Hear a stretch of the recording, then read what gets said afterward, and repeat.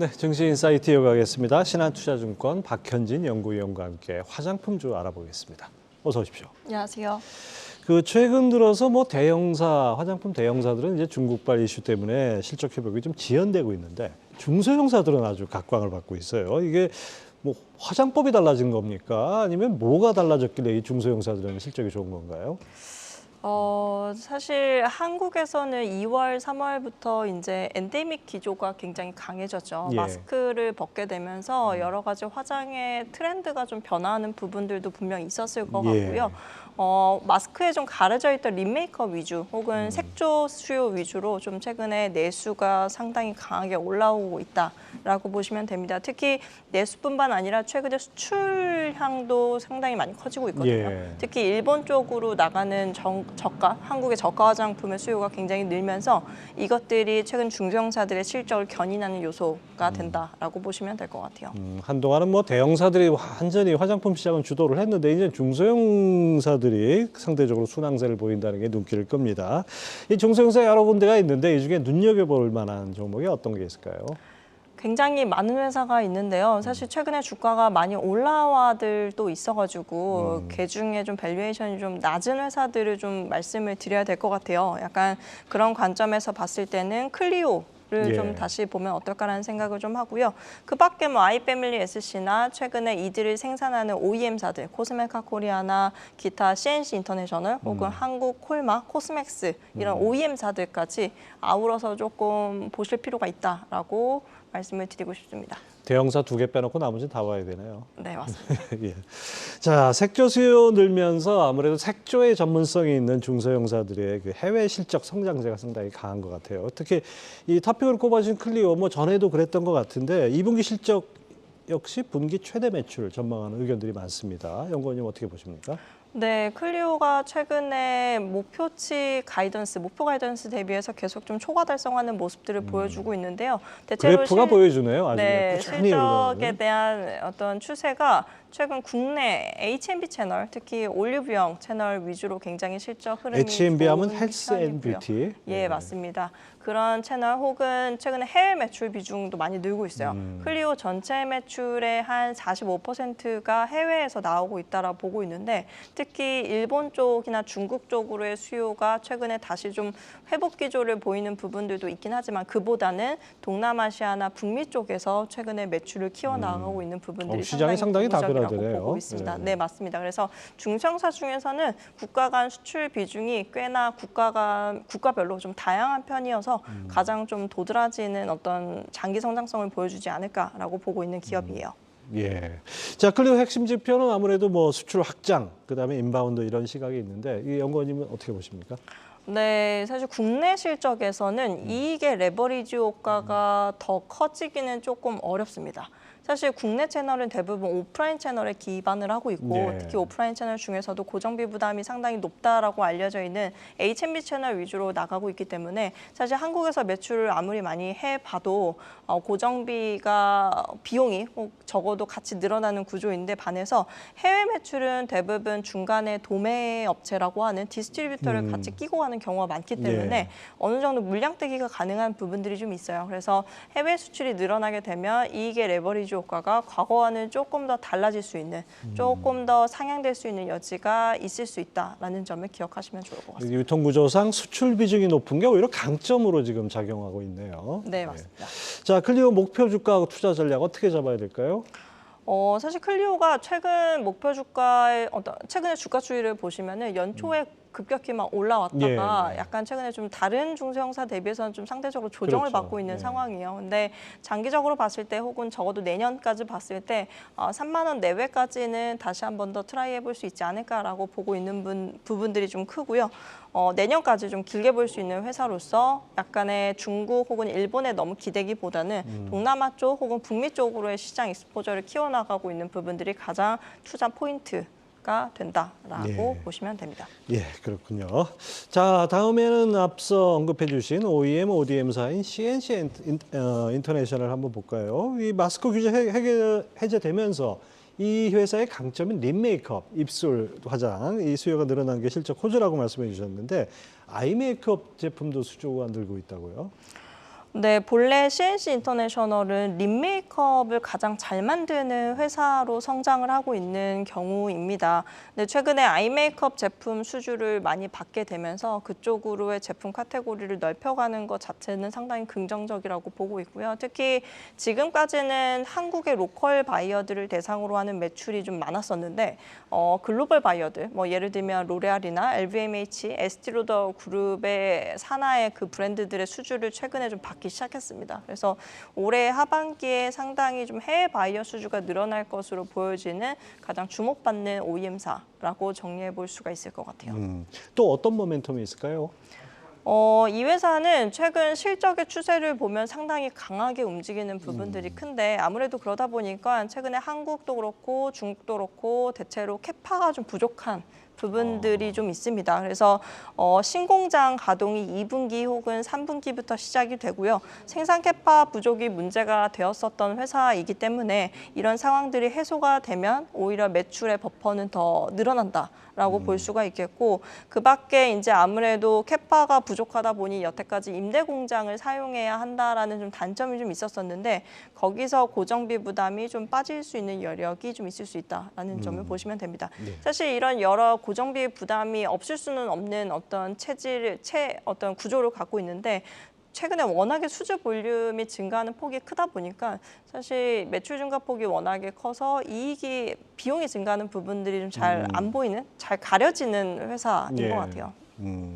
지금 말씀하신 바로 그 부분인데요. 이 색조로 대표되는 이제 중소형 브랜드사들이 실적은 아주 좋은데 그 관련해 가지고 이 마케팅비나 원가 증가 이 부분이 오히려 이제 수익성을 갉아먹는 요인이 아니겠습니까? 이거 좀 자세히 설명을 해주시죠. 네, 아무래도 업황이 지금 좋아지는 것처럼 보이다 보니 적어도 화장품 수요가 계속해서 좀 늘어나는 것처럼 보이다 보니 화장품 브랜드사들 입장에서는 조금 더 물 들어올 때 노젓는 식으로 네. 마케팅비를 조금 더 쓸 수밖에 없는 상황이 되는 것 같긴 합니다. 그래서 일부 브랜드사들은 이 마케팅비가 늘어나는 게 좀 이익단에서 굉장히 티가 나는 경우도 물론 있습니다. 하지만 그 이상으로 최근에 국내외, 해외까지 아우러서 매출이 늘어나 주는 경우가 더 많기 때문에 오히려 좀 이 부분들이 가려지는 게 아닌가 비용에 대한 이슈들이 조금 더 부각이 되기보다는 조금 가려지는 부분들이 좀 더 컸던 것 같고요. 또한 이게 마스크를 벗게 되면서 기초 수요보다는 색조 수요가 많이 늘어나고 있는데 사실 OEM사 입장에서 기초보다는 색조 OEM 마진이 좀 더 떨어지는 걸로 좀 알려져 있거든요. 아, 그런가요? 네, 그러다 보니까 색조의 생산량이 많아지면 많아질수록 OEM사에게는 다소 믹스가 좀 부정적으로 변할 수밖에 없습니다. 근데 이것 역시도 그 이상으로 수주 볼륨이 늘어나고 있는 부분들이 있어서 좀 가려지는 효과가 있는 것 같다라고 보고 있습니다. 이건 좀 뭐 순전히 저 개인적인 궁금증인데 최근에 상장한 그 마녀공장 처음에 상장 직후에는 아주 주가가 좋았는데 그 이후에는 조정이 좀 깊어지는 것 같아요. 그 왜 그렇습니까? 네, 마녀공장은 사실 한국도 좋지만 해외에서의 매출이 상당히 높은 기업이에요. 성장성이 상당히 높다라고 알려져 있고 실제 내년까지도 저도 상당히 좋게 보고 있는 기업입니다.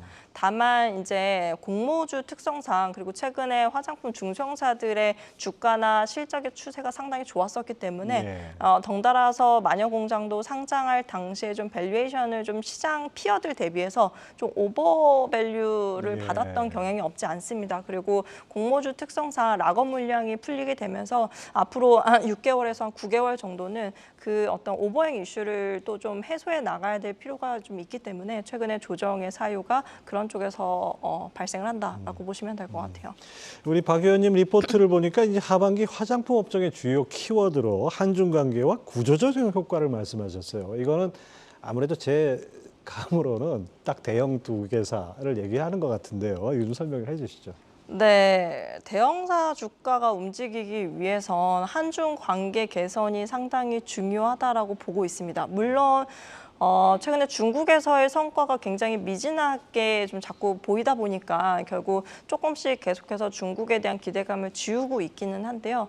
사실 중국을 놓고 간다라는 게 또 조금 굉장히 리스키한 이슈이기 때문에 그렇죠. 다소 중국을 완전 놓지는 못하지만 그래도 중국 외 지역으로의 어떤 수출 다변화 노력을 하고 있는 부분들이 좀 큽니다. 그런 쪽에 조금 더 주목을 해보면 어떨까 싶고 특히 지금 뭐 아모레퍼시픽이나 LG생활건강이 대체로 체질 개선을 위한 노력들을 많이 해왔거든요. 지난 한 3년 최소 적어도 막 5년 정도 사이 기간 동안 뭐 예를 들면 고정비 부담을 많이 낮추고자 하는 여러 가지 희망퇴직이나 기타 구조조정, 인력 구조조정과 관련된 이슈들이 좀 있었고 그 밖에도 여러 매장 수를 많이 줄이고자 하는 노력들을 해왔기 때문에 과거보다는 손익분기점 레벨이 많이 떨어져 있다라고 보고 있습니다. 거기에 만약에 브랜드 리뉴얼 혹은 리빌딩에 대한 성과가 매출로 나와주게 된다라면 오히려 지금 현 주가가 바닥 혹은 현 실적이 바닥인 것처럼 볼 수도 있을 것 같거든요. 그래서 조금 길게 보시되 최근에 한중 관계에 대한 우려들을 좀 지우고 있는 부분들은 좀 긍정적이고 기타 구조조정에 대한 효과를 조금 더 지켜봐야 된다. 약간 이렇게 정리해봐 주시면 될 것 같아요. 아모레퍼시픽하고 LG생활건강이 조금 사정이 다르죠? 네, 사정이 비슷한 듯 조금 다릅니다. 뭐 야기된 상황들 여러 뭐 한알령 예전 2017, 18년도에 불거졌던 한알령이나 기타 2020년, 21년도에 불거졌던 팬데믹의 영향들을 같이 받기는 했지만 그 기간을 지나가는 동안 기업의 어떤 행태들은 좀 많이 달랐던 것 같아요. 예를 들면 LG생활건강보다는 아모레퍼시픽이 조금 더 과감하게 변화를 추진했던 경향이 좀 없지 않고 그러다 보니까 최근에 변화에 따른 어떤 성과를 기대하는 쪽도 LG생활건강보다는 개인적으로 아모레퍼시픽이 조금 더 있지 않을까라고 보고 있는 편이고요. 그렇군요. 자, 그다음에 이제 앞서 잠깐 언급해 주셨는데 우리가 중국을 무시할 수는 없지만은 중국 시장을 뭐 그걸 떼놓고 갈 수는 없지만은 또 중국의 대안으로 동남아 시장이 상당히 눈길을 끌고 있어요. 이쪽에 수출 규모도 크고 인구도 뭐 한 6억, 7억 정도 되지 않습니까? 화장품 업계 주목하고 있다고 하는데 이 관련해서 좀 설명을 해 주시죠. 동남아시아 시장이 아시겠지만 중국보다는 소비력이 굉장히 떨어집니다. 예. 하지만 최근 동남아시아를 대표하는 쇼피라는 채널 혹은 라자다라고 하는 이커머스 채널을 살펴보면요. 한국의 중저가 화장품들이 괜히 순위권 내에 많이 올라와 있거든요.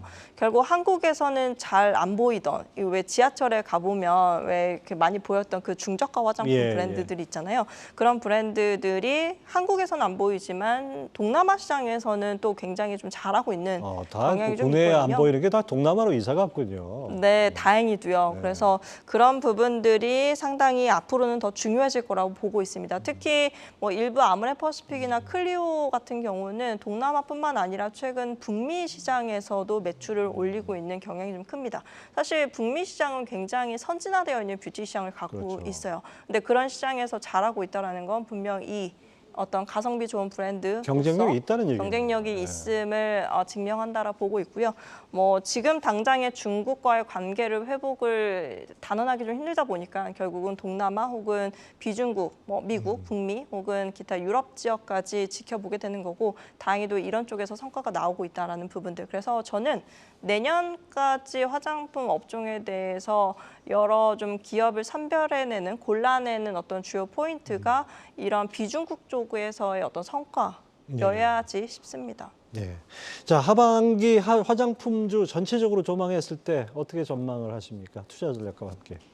하반기 굉장히 좀 쉽지 않을 거라고 보고 있긴 하지만 기회 또한 없지 않을 거라고 보고 있습니다. 일단 상반기에는 중소형사들 중심으로 실적이나 주가가 상당히 좀 강했었고요. 당분간은 이 추세가 유지될 거라고 보고 있습니다. 하지만 중소형사들의 주가 밸류에이션이 또 만만치 않기 때문에 새롭게 뭔가 중소형사들을 또 새롭게 투자 접근을 하기엔 좀 만만치 않은 구간이라고 좀 보고 있거든요. 네. 그래서 어떤 조금 장기간 볼 수 있는 기업들을 선별해내는 작업이 꽤나 중요할 거라고 좀 보고 있고요.